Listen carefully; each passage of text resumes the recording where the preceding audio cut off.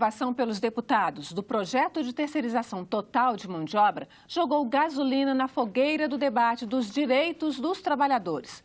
Apresentado em 1998 pelo então presidente Fernando Henrique, estava encerrado nas gavetas da Câmara desde 2003. Era considerado tão morto que em 2004 outro projeto sobre o tema foi apresentado e segue em debate aqui no Senado. Mas, para surpresa geral, o esqueleto de 98 foi desenterrado pelo presidente da Câmara, Rodrigo Maia, e votado a toque de caixa. O fato assustou até o PMDB aqui do Senado. 9 senadores do partido enviaram nota ao presidente Temer contra a sanção da lei. O argumento dos defensores da terceirização total é que a nova regulamentação vai gerar mais empregos. Os contrários afirmam que, na prática, os trabalhadores vão perder a maioria dos direitos conquistados nos últimos 70 anos. Para esclarecer um pouco como ficam as relações trabalhistas, o Agenda Econômica recebe hoje o pesquisador da Unicamp, especialista em legislação do trabalho, Marco Antônio Oliveira. Marco, muito obrigada pela sua vinda aqui ao Agenda Econômica. A gente espera que você consiga tirar um pouco as dúvidas, porque o projeto diz algumas coisas, as informações que a gente vê veiculadas dizem outras, políticos dizem outras, então vamos ver o que a gente consegue esclarecer. Ok, obrigado pela oportunidade do debate. Antes da gente começar, vamos só ver uma rápida reportagem que nós preparamos, dando o contorno geral do projeto. Segurança limpam os corredores, atendem em centrais telefônicas e recepções, fazem a manutenção de equipamentos. Estimativas indicam a existência de mais de 12 milhões de trabalhadores terceirizados no Brasil. Sem uma regulamentação específica, eles tinham todos os direitos previstos na CLT.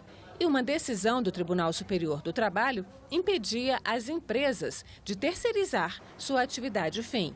Mas o projeto votado pela Câmara liberou a terceirização para todas as áreas e ampliou o tempo de trabalho temporário para até 9 meses. Assim, hospitais podem ter médicos em regime terceirizado e temporário. E escolas também não serão mais obrigadas a contratar diretamente os professores. Os trabalhadores terceirizados perderam o direito de comer nos refeitórios das empresas a que prestam serviço e de receber atendimento médico. A empresa contratante fornece esses benefícios se quiser. E quando o trabalhador for demitido ou a empresa terceirizadora falir ou sumir do mercado, a empresa contratante não é mais obrigada a pagar os direitos trabalhistas dos terceirizados. Ela só poderá ser acionada judicialmente depois de esgotados todos os recursos contra a terceirizadora. Então, Marco, como é que fica essa questão aí? Na sua avaliação, do seu conhecimento de legislação trabalhista, vamos começar então pelo lado do trabalhador. O trabalhador perde direito ou ganha direito, como dizem alguns, ou fica aí, continua meio que num limbo aí?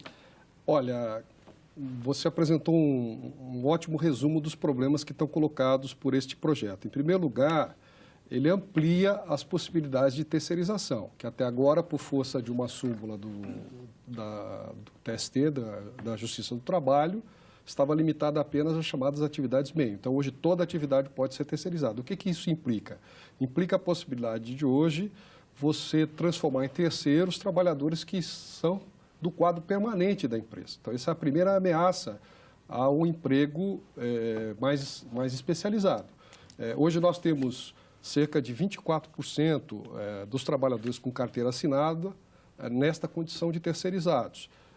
Se faz uma estimativa de que esse número poderá chegar a 75%. Esses 24% são aqueles cerca de 11 ou 12 milhões? Isso, são basicamente trabalhadores em vigilância, em limpeza, em alguns serviços de manutenção, em teleatendimento, em atividades que são não atividades principais da empresa.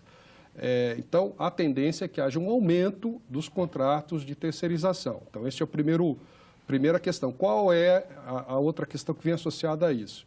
É o contrato por prazo determinado, porque prevê-se 180 dias com uma prorrogação por mais 90 dias. Então, aquele trabalhador hoje que tem um contrato por prazo indeterminado poderá, no futuro, ser transformado em um trabalhador com contratos parciais de trabalho. Esse é o primeiro problema, o problema de aumento da instabilidade com relação ao vínculo empregatício. Ele pode trabalhar aí 6 meses, 9 meses, Isso. mas ele não contrata um ano, ele não tem férias. Isso, ele corre o risco de ficar sendo jogado de empresa para empresa, ou então, ao final de 6 meses ou de 9 meses, ele simplesmente está desempregado e, de novo, tem que sair a carta de um emprego. O segundo impacto decorre também dessa situação. Como você vai ter um conjunto maior de empresas oferecendo mão de obra terceirizada, a tendência é que haja uma redução dos salários médios, certo? Ou seja, a empresa vai buscar aquela contratada, aquela empresa terceirizadora de mão de obra, que ofereça, obviamente, um contrato mais vantajoso para ela. À custa do quê? De um achatamento dos salários dos trabalhadores. Então, há uma tendência também à redução do valor médio dos salários. E isso afeta, sobretudo, os trabalhadores que ganham até 3 salários mínimos. Dos 75% que hoje tem vínculo empregatício mais estável, uma boa fatia deles, talvez quase 74%, recebem até 3 salários mínimos. Agora... E deste universo, 75% tem escolaridade até, no máximo, até o ensino médio. Então, são os trabalhadores menos qualificados que sofrerão as consequências dessas mudanças. Primeiro, porque também tem a possibilidade da demissão dos trabalhadores de contrato, de contrato sem tempo determinado, serem demitidos e entrarem também nessa leva da terceirização. Essa é a tendência que deve se impor ao longo do tempo. Como nós já temos um mercado de trabalho no país de baixos salários e de alta rotatividade de mão de obra. Tá? Veja a situação que nós estamos vivendo hoje. Quer dizer, diante de uma recessão. Então, a tendência é que isso se reforce por força dessa medida indiscriminada de terceirização. Há outras implicações também no que concerne à proteção legal. Uhum. A lei prevê algumas salvaguardas em relação à insalubridade, à segurança no trabalho, à extensão dos direitos trabalhistas. Entretanto, como você está trabalhando, você manteve o princípio da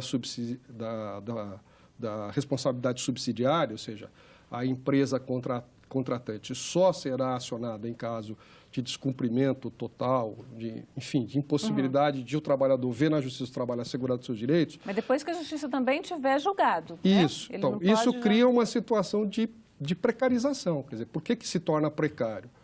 Entre outras razões, por isso. Quer dizer, ainda que haja uma previsão legal de garantia de férias, de fundo de garantia, de 13º, pode haver, como é recorrente com as empresas terceirizadoras, o fechamento abrupto da empresa, o trabalhador vai à Justiça do Trabalho, vai ao Ministério Público do Trabalho, aciona a empresa e só depois de esgotadas as possibilidades de ressarcimento do seu contrato de trabalho que ele vai poder acionar a empresa contratante. Então, isso cria uma instabilidade muito grande no que diz respeito ao cumprimento dos direitos trabalhistas. Não adianta dizer que eles estão assegurados se, na prática, você não dispõe de instrumentos que permitam, de fato, esse cumprimento. E, então, por último, se você me permite, tem o problema dos sindicatos, porque hoje a tendência qual é? O trabalhador terceirizado ele está vinculado à categoria preponderante na empresa e normalmente segue a tendência dos contratos de trabalho, tá, dos trabalhadores preponderantes. Exemplo, isso é muito comum no setor metalúrgico, né? Você segue mais ou menos os salários do setor. O que prevê essa lei? Ela prevê que os trabalhadores terceirizados deverão se sindicalizar aos sindicatos vinculados à atividade de prestação de serviço.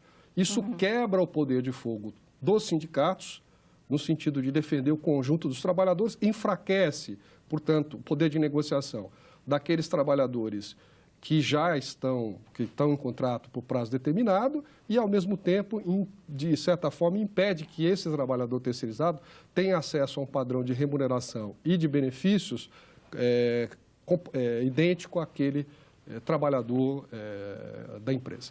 Vamos fazer, a gente está falando aí geral dos trabalhadores. Me diz uma coisa, por que é tão comum nesse setor, e é uma coisa que a gente ouve muito e vê muito, empresa terceirizadora falir, fechar, desaparecer, porque é realmente comum isso. Pelo menos assim, nos últimos 10 anos isso aconteceu muitas vezes. O que acontece? Olha, de modo geral, essas empresas, elas se resumem ao recrutamento de mão de obra. Essa mão de obra, normalmente, é muito mal treinada.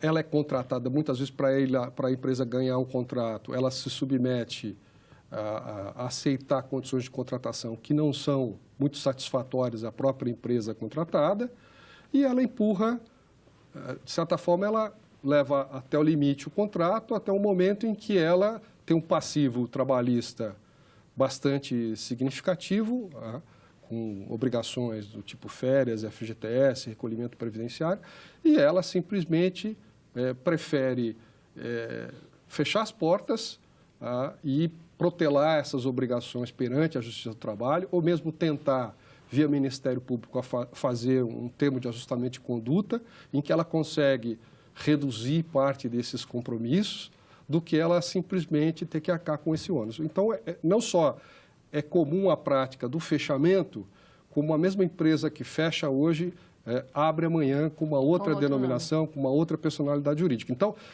a reação hoje da Justiça do Trabalho e do Ministério do Público em relação a esses temas decorre dessa prática frequente dos empregadores que fazem a terceirização. Vamos fazer um rápido intervalo, Marco. A gente volta já já.